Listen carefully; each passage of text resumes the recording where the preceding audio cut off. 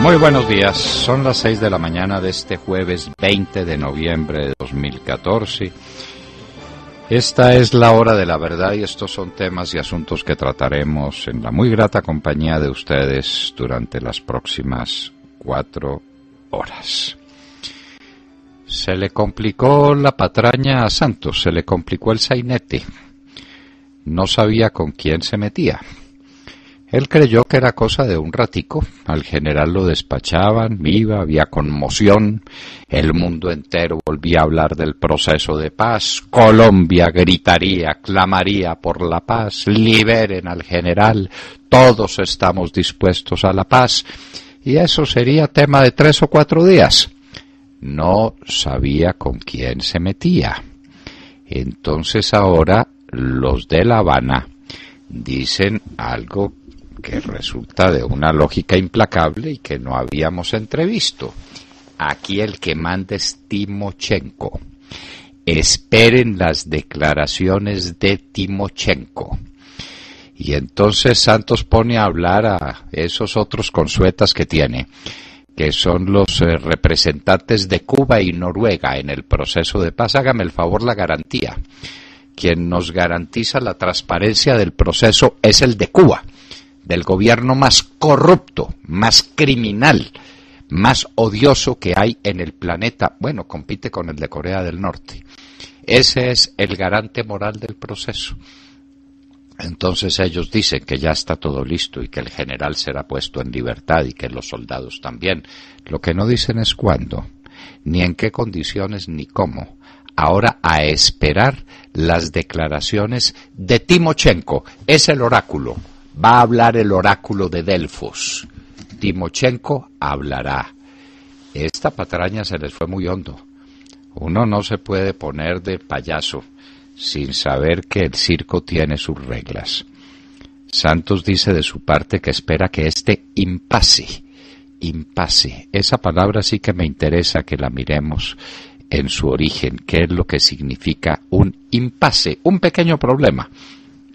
Uno tiene un impasse si yendo en una carretera se le sale el aire a una llanta, entonces un pequeño impasse. Cambia la llanta y sigue el camino. Esto es un cambio de llanta en el camino de la paz, es lo que dice Santos. Ave María, en la que metieron a este país, en la que lo metieron. El Envigado en la lista Clinton. Entonces ahora sí encontramos con que el Envigado es mafia de arriba abajo. El director actual de Envigado dice que su contabilidad está abierta y que son un libro abierto, y los Estados Unidos dicen que son abiertos, pero para meterlos a todos a la cárcel por lavado de activos y narcotráfico. Murió la duquesa de Alba, tal vez la mujer más rica de España, y la mujer que más títulos nobiliarios tenía en España y probablemente en el mundo. Apenas competiría con la reina Isabel. La duquesa de Alba acaba de morir. Hay 6 billones para el metro de Bogotá, los ofrece Juanpa. No dice en qué banco están los 6 billones guardados, no si dice de dónde van a salir, pero aquí hay otro oráculo, son Timochenko y el COMPES. Uno hace un COMPES y le aparecen 6 billones, le aparece lo que quiera. Y como es hombre generoso, a los 6 billones le agrega uno para lo que quiera Petro. De manera que los amigos, los socios de la campaña electoral, Petro y Santos, se ponen de ruana todas las reglas del país. Hay un COMPES, no dicen de dónde sale la plata, no dicen en qué presupuesto va a figurar, pero hay 6 billones para el metro de Bogotá. Y entonces Santos pasa a la historia, Petro pasa a la historia, cuentos y cuentos. Este es un país de cuentos. En el Congreso hubo debate por listas cerradas y por el voto preferente. No quieren soltar la presa, quieren seguir con el voto preferente. Es que es buenísimo para los partidos que no tienen disciplina, que no tienen orden, que no son partidos. Es buenísimo para todo el que tiene una empresa electoral con su propia clientela, con su propia mermelada. Eso acaba la política colombiana, pero vaya, quíteles el hueso a los que lo están disfrutando. Hablábamos de los 6 billones para el metro de Bogotá, pues les contamos que sobra plata para el 4G. Según el diario El Tiempo, está toda la plata lista, toda la plata. Y dicen quiénes la van a prestar. Y entonces todos tranquilos, la plata para el 4G está lista, todos los bancos. El Banco Helm, Corpanca, el Citibank, el Bancolombia, todos están listos, tienen la chequera lista. Dígame las garantías. Dígame, ¿quién es el que recibe el crédito? ¿El señor Huertas? ¿El señor Huertas va a recibir 20 billones de pesos en crédito? ¿Me lo dicen en serio? Pero, por favor, definitivamente este es el reinado de la fantasía. Sigue el paro judicial. Y entonces ahora sí que estamos en la grande, porque ya el gobierno soltó lo que tenía, que era el dinero para resolver el problema de los jueces de descongestión, lo que ha sido un verdadero y absoluto desastre. Pero ya está la plata lista. Pero hay nuevas peticiones de Azonal que van entre 3 y 5 billones de pesos. Es lo que cuesta. Ya como estamos en plan de plata y hay plata para el metro y hay plata para las 4G, los jueces Azonal Judicial dicen, pues para mí también entre 3 y 5 billones de pesos. Y el ministro ya no sabe qué hacer y el gobierno no sabe qué hacer y no tenemos sistema judicial y no tenemos nada. Y ya los amenazaron con que no les pagan. Vamos a ver pues esto hasta dónde se va. Las cárceles abarrotadas, los juzgados no funcionan, el país paralizado. Esta es la imagen de un gobierno que empieza los primeros 100 días. Según los jueces, son falsos todos los testimonios de los militares que lo rindieron a propósito de la retoma, o como quiera llamársele, del Palacio de Justicia el 6 y 7 de noviembre de 1985. Ya terminan todos procesados por falsos testimonios. ¿Por qué? Porque dicen lo que no le conviene a la doctora Ángela María Buitrago.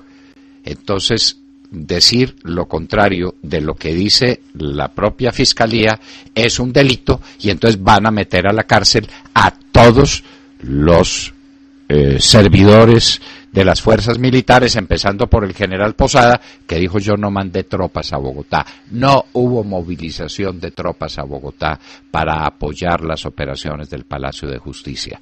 Ah, miente. ¿Por qué miente? Ah, porque Ángela María Buitrago dice lo contrario. Luego miente. Luego se van todos para la cárcel. Ave María. Esto es la tiranía del Poder Judicial en toda su extensión. La Fundación Buen Gobierno, la de Santos, la del bolsillo de Santos, y la del bolsillo en su sentido más genuino y radical, organizó, porque ya es Martín, ya es el Delfín el que organiza las cosas, organizó una conferencia sobre el metro de Bogotá e invitó a los candidatos a la alcaldía. Y no invitó a Francisco Santos, y le preguntaron a Martín: ¿y usted por qué no invitó al doctor Francisco Santos, que parece ser el candidato del Centro Democrático? Y dice: no, es que entonces no lo habían lanzado. Y dígame, ¿cuál partido lanzó a Clara López? Dígame, ¿cuál partido ha lanzado al doctor Pardo? ¿Cuál? Son precandidatos, son personas de las que se supone que pueden llegar a ser candidatos todos, pero a Francisco Santos no lo invitan. Porque ese es el estilo, y dicen que el estilo es el hombre. No, Martín, corrija su rumbo. No se le parezca a su papá, que ese no es un buen camino. La cantante Isabel Pantoja, una de las más famosas de España, pagará 2 años de cárcel por blanqueo de dineros. Con la muerte de Ramón Hoyos Vallejo, don Ramón de Marinilla, el escarabajo de la montaña, se cierra toda una etapa de la vida colombiana. Ramón Hoyos significó mucho más que un buen ciclista. Fue toda una época que hay que recordar. Ucrania congela transferencias a territorios prorrusos. Rusia protesta. Los países africanos afectados por el ébola están muy lejos de haber superado la crisis, dice el presidente Obama. Ya se resolvió el problema de Venezuela. Ya salieron de pobres. Maduro dicta 28 leyes para reactivar la economía. Tranquilos, tranquilo el mundo. Venezuela superó su crisis. Eso no es sino dictar leyes. Y leyes de Maduro, pues, mejor dicho, aquí va a llover dinero, van a llover bienes importados. Venezuela volverá a la prosperidad. Eso con leyes se arregla la vida. Con 28 leyes dictadas por una ley al amparo de una ley habilitante, que es como se llaman las facultades extraordinarias que se otorgan en Venezuela, Maduro arregla la economía, dicta 28 leyes. Ay, ay, ay, si les pudiéramos dar una clase de filosofía del derecho y hablarles del poder fáctico de lo normativo, hasta dónde las normas tienen capacidad para transformar la vida. Si a punta de leyes nos hiciéramos ricos, aquí seríamos los más ricos de la tierra. Violenta tormenta invernal en los Estados Unidos. 8 muertos. En Jerusalén se anuncia la construcción de 78 nuevas viviendas en territorio ocupado del este de la ciudad. Eso se llama atizar el fuego de las controversias con los palestinos. 396 muertos en Siria por bombardeos de Bashar en este mes de noviembre. La guerra ignorada. Ya nadie le para bolas, ya todo el mundo se cansó. Los muertos terminan por cansar. 396 por la guerra civil en Siria. Y en Hoy en la Historia, un día como hoy, 20 de noviembre de 1936, en la cárcel de Alicante, los republicanos, prácticamente sin fórmula de juicio, en un acto condenable y censurable como tantos de la Guerra Civil Española, fusilan al más grande de los opositores, a José Antonio Primo de Rivera. Les contaremos a ustedes ese episodio trágico que sirvió para atizar el fuego de la Guerra Civil Española. En Alicante es fusilado José Antonio, prácticamente sin fórmula de juicio. De todo esto y de mucho más hablaremos con ustedes en las próximas horas, en la Hora de la Verdad. La Hora de la Verdad, con Fernando Londoño Hoyos, en Radio Red de RCN, Bogotá, 970 AM, Medellín, 710 AM, Cali, 1200 AM. Muy buenos días a todos. Colombia es noticia en la prensa mundial por el reciente secuestro del general Alzate, la interrupción de las conversaciones en La Habana y los preparativos de una liberación al mejor estilo de las FARC, es decir, con bombos y platillos, con la intermediación de otros países y del Comité de la Cruz Roja.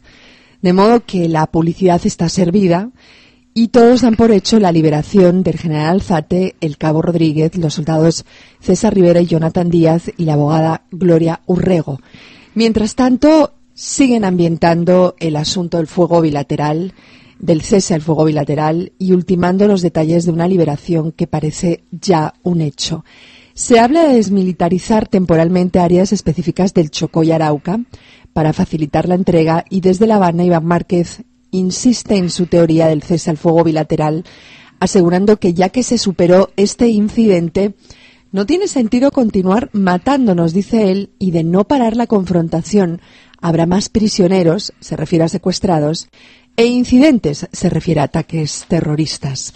Estoy traduciendo, ¿no?, el lenguaje de las FARC. En otras palabras, más amenazas de las FARC en medio de unas negociaciones que dice el gobierno que son históricas, pero en las que no cree el pueblo colombiano. ¿Qué hay detrás de todo este show de la liberación? ¿Alcanzarán las FARC el tan ansiado cese bilateral con el aplauso de la comunidad internacional? ¿Y qué ocurre al interior del ejército? ¿cómo creen que se siente una de las instituciones con más favorabilidad, mejor valoradas por los colombianos, pero al mismo tiempo una institución tan maltratada? ¿Jugarán al juego que pretenden las FARC? Pregunto. Montserrat, se le olvidó un tema esencial en la noticia, y es que las FARC han decidido que quien habla y decide en este caso es Timochenko. Timoleón Jiménez Londoño, sí, mi hermano gemelo, según cierto columnista por ahí. Timoleón Jiménez, sí, Timochenko. Eso es un tema esencial, porque ya pusieron a Timochenko de alter ego de Santos, de igual le dieron a el igual. estatus. Sí, señora, le dieron el estatus y se lo dio todo Santos. Los que montaron esta trama, porque esta es una trama montada, esto es un montaje, esto no es auténtico. A mí pues que no me convenzan que un general en plena guerra se pone bermudas y se va a pasear a zona de guerra, desarmado y sin escolta. Ese cuento no se lo traga nadie. Él recibió órdenes, instrucciones de alguien, nos lo dijo aquí el general Harold Bedoya Pizarro, que tiene por qué conocer cómo funciona el ejército de Colombia. El glorioso ejército de Colombia, donde los generales también cumplen órdenes de los mandos. De manera, Montserrat, que me parece que la cosa se les fue muy lejos y se olvidaron de que esto va a ser un espectáculo para Timochenko. Ahora el país y el mundo están pendientes de Timochenko. Ya salieron los títeres estos de Noruega y de Cuba a decir que todo está arreglado y que habrá liberación pronto. Liberación, sin discurso de Timochenko, sin condiciones de Timochenko. Ay, esperen lo que se va a venir. Yo me apunto a una posibilidad, Montserrat, y es que Timochenko diga: usted, señor Santos, fue el que suspendió las conversaciones de paz. Usted dice que se reanudan y me manda para Cuba a De la Calle y al general Mora y a Jaramillo y a Frank Per. Me los manda para allá, y a las señoras estas que nadie recuerda cómo se llaman, pero que allá están. Mándemelas. Mejor dicho, él va a poner las condiciones. Él va a poner las condiciones, el mundo está pendiente de las condiciones. Dice: yo estoy dispuesto a devolverle en un gesto de magnanimidad, pero eso sí, vamos a poner condiciones. Y vamos a hablar del cese bilateral, porque es lo que se necesita. Meter nuestro ejército a los cuarteles y entregarle el país a las FARC. Timochenko, quien hizo este montaje, Juanpa, se le olvidó contar con Timochenko y con su espíritu histriónico. Esto es entre un par de histriones.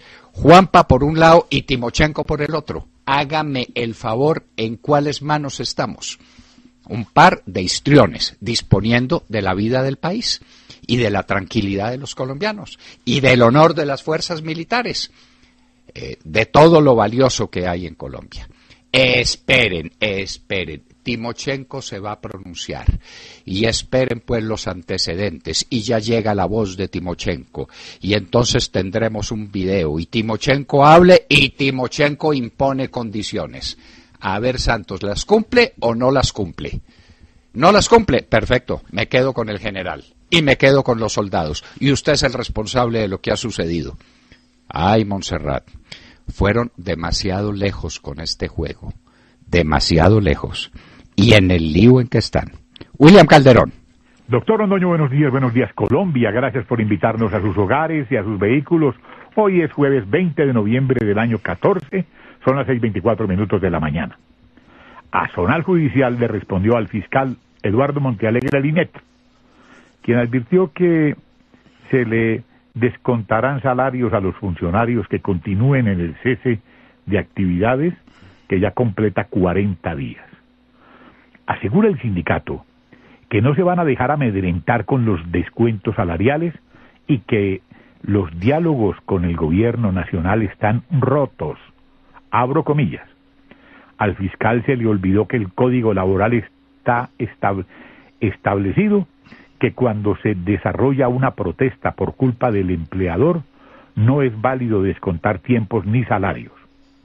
Ha sido nefasta la intervención de Montealegre con el derecho a la protesta y más viniendo de él, que no quiere sentarse a negociar, indicó Freddy Machado, presidente de Azonal Judicial. Denunció además intereses del gobierno nacional y del fiscal para posesionar a uno de sus candidatos en la mesa interinstitucional que representa a los trabajadores de la rama judicial, cuando este viernes son las votaciones, cuando está claro que tanto el gobierno y el fiscal quieren poner su candidato. El gobierno no tiene voluntad política ni voluntad presupuestal.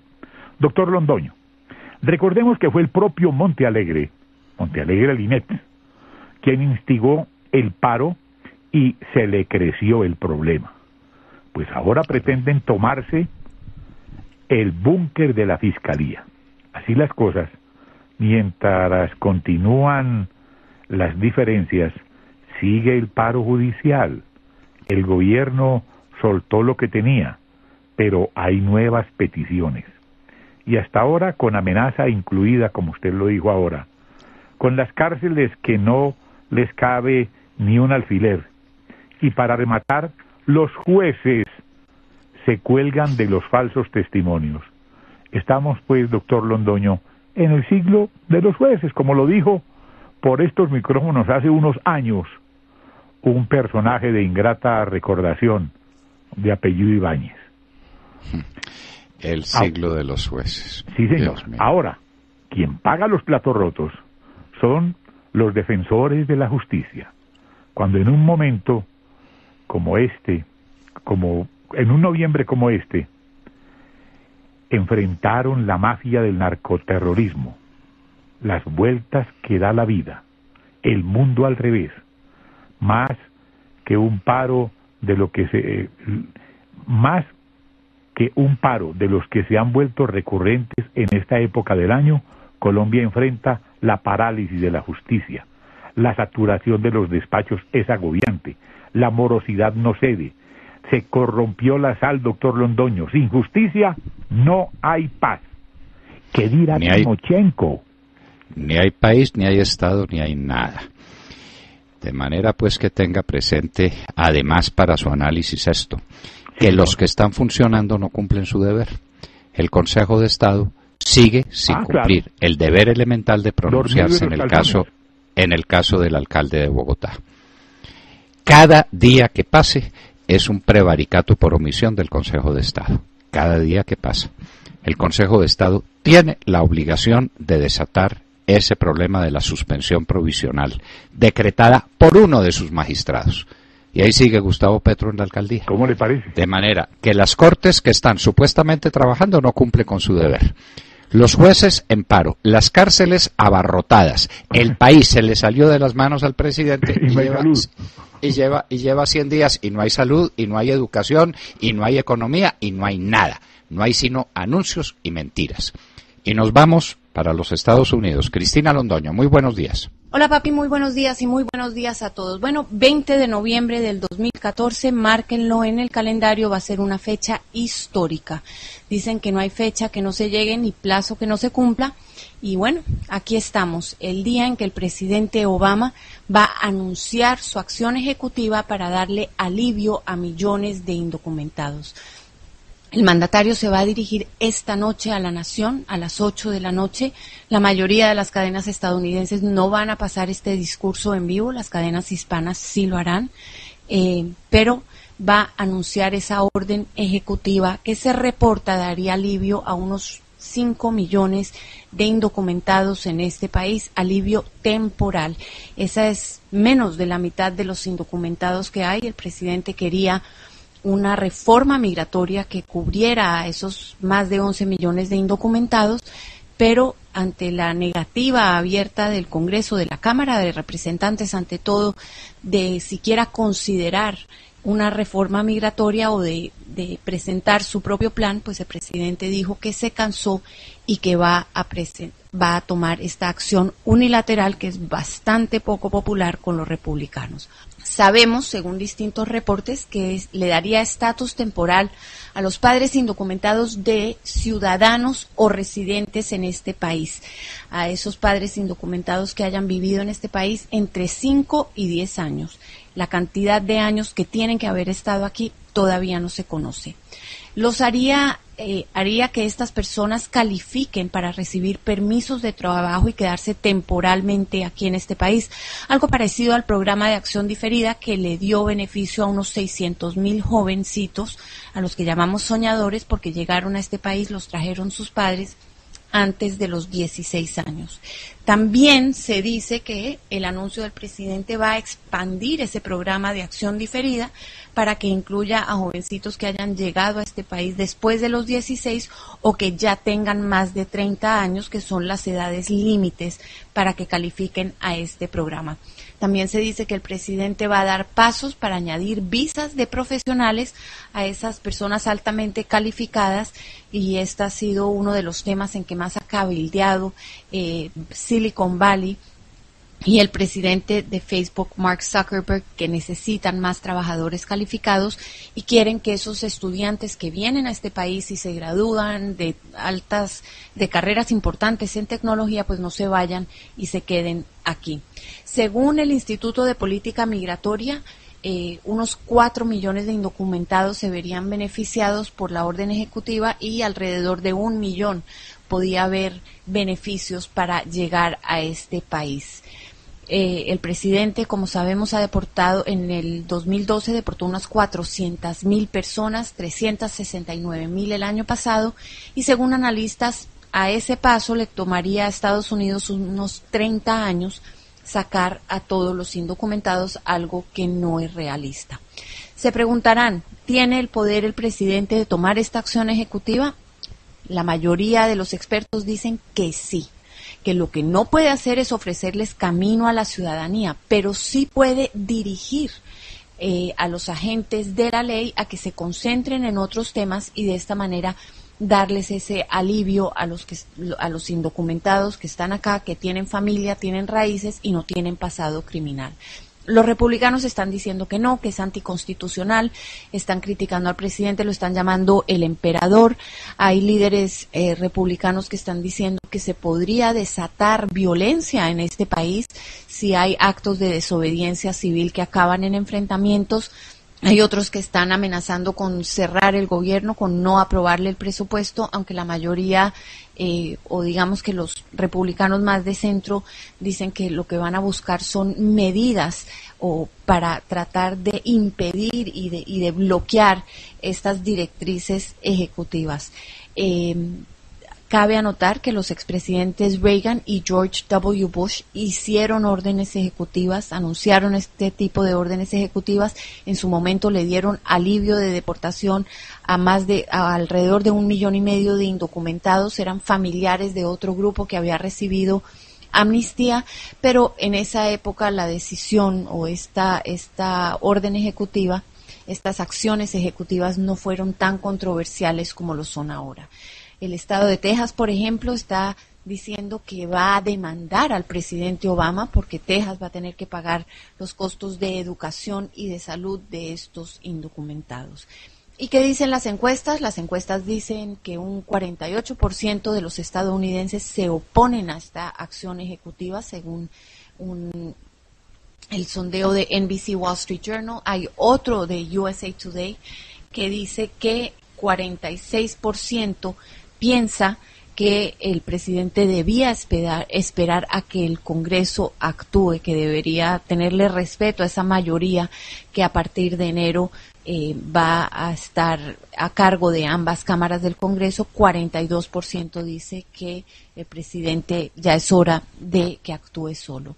Es sin duda un inicio difícil para el nuevo Congreso. Va a haber unas batallas grandísimas, muchas críticas para el presidente y críticas también de más de 5 millones de indocumentados y de grupos que los apoyan que se quedan por fuera.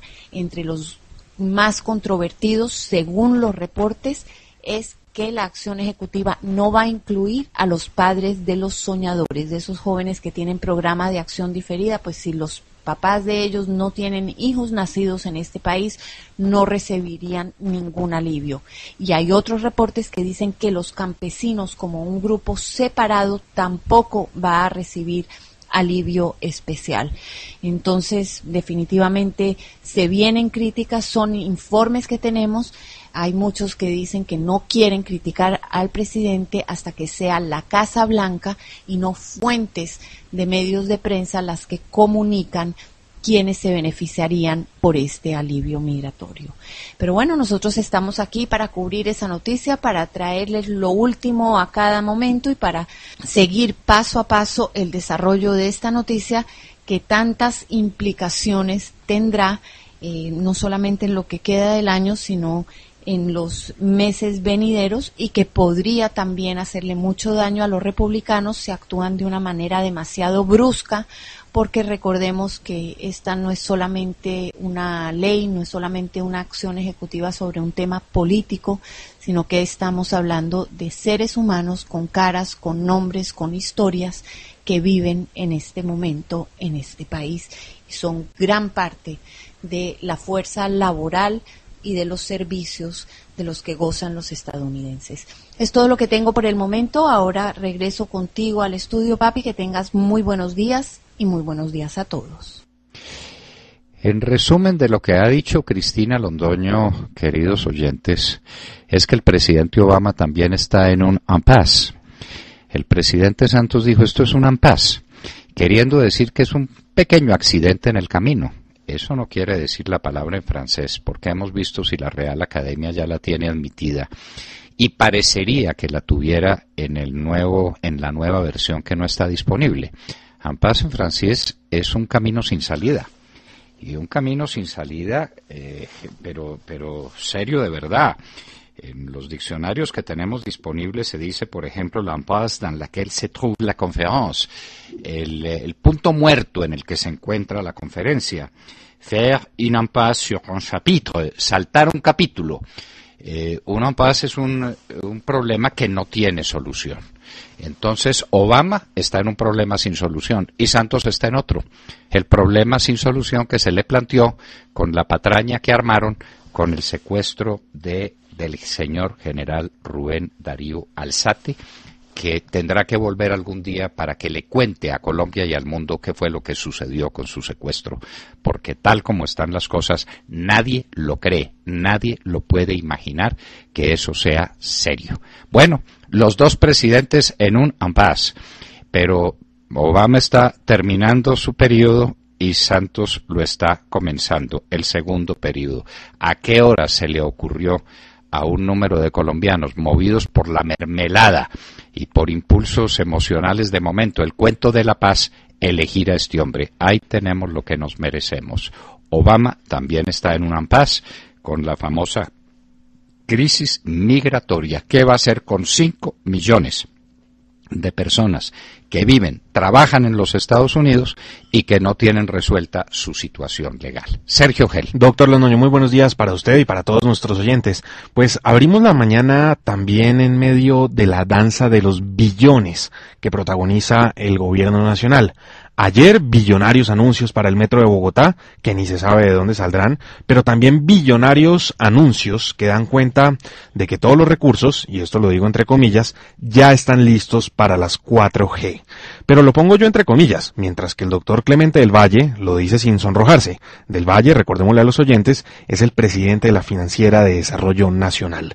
Bueno, las cuentas son las siguientes en esta danza de los billones. Son 20 concesiones de las que se está hablando. Se dice que la banca colombiana, y se dice desde el gobierno precisamente, otorgaría entre 15 y 19 billones de pesos. La Financiera de Desarrollo Nacional y el Banco Agrario, por su parte, pondrían 9 billones de pesos. Y las multilaterales pondrían otros 3 billones de pesos. Cuando hablamos de la banca colombiana se mencionó, entre otros, a Bancolombia, al Grupo Aval, a Davivienda, a Corbanca, al Citibank. La pregunta que por supuesto todo el mundo hace en este momento es, ¿de dónde sale esto? ¿Cuáles son las garantías que firmará el gobierno con quienes le presten dinero para adelantar esas 20 concesiones? En últimas, ¿cuáles serán las condiciones para recibir todos esos billones de pesos? Además, no lo olvide, es que los bancos no prestan plata por deporte o por hobby. ¿A qué costo se harán estos financiamientos? Esa es otra de las preguntas que queda. Entre tanto, el vicepresidente de la República, quien, insisto, parece más el ministro de Transporte que cualquier otra cosa, anunció ayer que a finales de este mes se conocerá la suerte tanto de la Ruta del Sol como del túnel de la línea, túnel del que dijo ya hay un plan B si se llega a decretar la caducidad del contrato actual. Infraestructura y billones. Muchos, pero muchos billones que ni sabemos de dónde van a salir, mientras el ministro Cárdenas hace piruetas en este momento para poder radicar algún texto que hará las veces de reforma tributaria para cubrir un hueco fiscal que él en algún momento dijo no existe. Este es mucho lío. Una pregunta, Sergio, para que usted le explique a los oyentes. Los bancos citados, es decir, Bancolombia, es decir, el Grupo Aval, es decir, Corbanca, el actual Banco Helm, es decir, el Citibank, ¿a quién le prestan la plata? ¿Al gobierno o al señor Mario Huertas y al grupo de Luis Carlos Sarmiento? ¿A quién le prestan la plata? Pues es que ahí está la pregunta. Ellos son los prestamistas. ¿Quién es el prestatario? ¿Quién recibe la plata prestada? Esa es la pregunta, doctor Londoño. Si es el gobierno, necesita un cupo adicional de crédito, es decir, que las 4G se van a hacer con endeudamiento público. Sí, señor. Ah, bueno, muy bien, entonces tengamos eso claro. Y si le van a prestar la plata a Mario Huertas, dígame con qué responde Mario Huertas por los billones de pesos que le van a prestar. Luis Carlos Sarmiento tiene con qué, desde luego que tiene con qué. Está dispuesto a endeudarse para ejecutar una vía que es un proceso altamente riesgoso. ¿Y qué hubo de la plata de los pensionados? Esa no la mencionaron, ¿no? No, esta vez no se Esta vez no salieron a danzar. Muy bien, la danza de los billones por todos lados, un enredo, y no han sido capaces de presentar la ley que va a equilibrar el desequilibrado presupuesto del año 2015. Y estamos en noviembre y esto se acabó y el ministro Cárdenas no encuentra cómo presentar una reforma tributaria que el Congreso pueda digerir. Alejandro Ramírez. Buenos días a los oyentes de la Hora de la Verdad. Los negociadores de la organización narcoterrorista FARC viajan entre Colombia y La Habana con el apoyo del gobierno, y esto no es nada nuevo. Recordemos el reciente caso de alias Timochenko, que el presidente Santos sigue sin responder. Lo nuevo y realmente grave es que de La Habana regresen al país los mismos negociadores de la organización narcoterrorista en pleno proceso de paz a negociar extorsiones y el gobierno no se pronuncie sobre el caso. Así es, oyentes. Ayer el presidente Uribe denunció que Pedronel Daza Martínez, alias Jairo Martínez, quien llegó a la mesa de La Habana en febrero pasado junto a Benito Cabrera, alias Fabián Ramírez y Fidel Rondón, regresó de Cuba para internarse en el Caquetá. Dijo Uribe que el narcoterrorista está allí, en un proceso de adoctrinamiento de juntas de acción comunal. Nadie puede mover una res ni un litro de leche en el Caquetá sin pagarle una extorsión a la organización terrorista FARC. Pedronel Daza Narváez, alias Jairo Martínez, originario de Pitalito, Huila, tiene estudios en trabajo social en la Universidad Nacional, a pesar de ser quien lideró el secuestro del sargento del ejército Pablo Emilio Moncayo, y de haber tenido privado de la libertad al reportero francés Roméo Langlois. Contra él solo cursan procesos por rebelión y amenazas. Alias Jairo Martínez es el cuarto cabecilla del bloque sur de las FARC, después de Milton de Jesús Toncel, alias Joaquín Gómez, y José Benito Cabrera, alias Fabián Ramírez, y jugó un papel estratégico en la zona de despeje del Caguán, en donde estuvo encargado de la seguridad. El presidente Uribe denunció que hay control territorial, comunidades silenciadas en el país. Se han visto obligadas estas comunidades a pagar extorsión, a guardar silencio, a no denunciar por temor a los grupos terroristas y justamente por el sentimiento de desprotección del gobierno. Doctor Londoño, tampoco dice nada el gobierno sobre la quema de un bus de la empresa Codonorte por parte del Frente 36 de las FARC, cuando transitaba ayer en la ruta Anorí-Medellín a las 6:40 de la mañana. Hecho terrorista que pone de manifiesto el drama de las extorsiones. Muy bien, en esto estamos. El Caquetá vuelto miseria, el presidente Uribe lo denuncia, nadie contesta. ¿Y quién es el extorsionador? Uno de estos bandidos que estuvo en Cuba. ¿Quién lo trajo? Porque ya sabemos que lo sacan con helicópteros del ejército al que le ponen pinturas de la Cruz Roja Internacional o de la Cruz Roja, sin más vueltas. ¿Y quién lo trae de regreso? ¿Y cómo llega al Caquetá? ¿Y cómo en el Caquetá se dedica a lo que mejor saben hacer las FARC? A extorsionar. Ya tienen un régimen tributario especial. Mire usted que el ministro Cárdenas no ha sido capaz de decretar un régimen tributario. Este tipo sí. Este Martínez es. Sí, este sí. Tiene su régimen establecido en el Caquetá, y tanto por litro de leche, y tanto por hectárea, y tanto por cabeza de ganado. Todo está listo, los colombianos en manos de estos bandidos. Y sigue la farsa, sigue el tinglado de la farsa. Estas eran las primeras noticias del día que les traíamos a ustedes en la hora de la verdad, y en un minuto estará con nosotros el señor general en uso de buen retiro Héctor Fabio Velasco, ex comandante de la Fuerza Aérea Colombiana.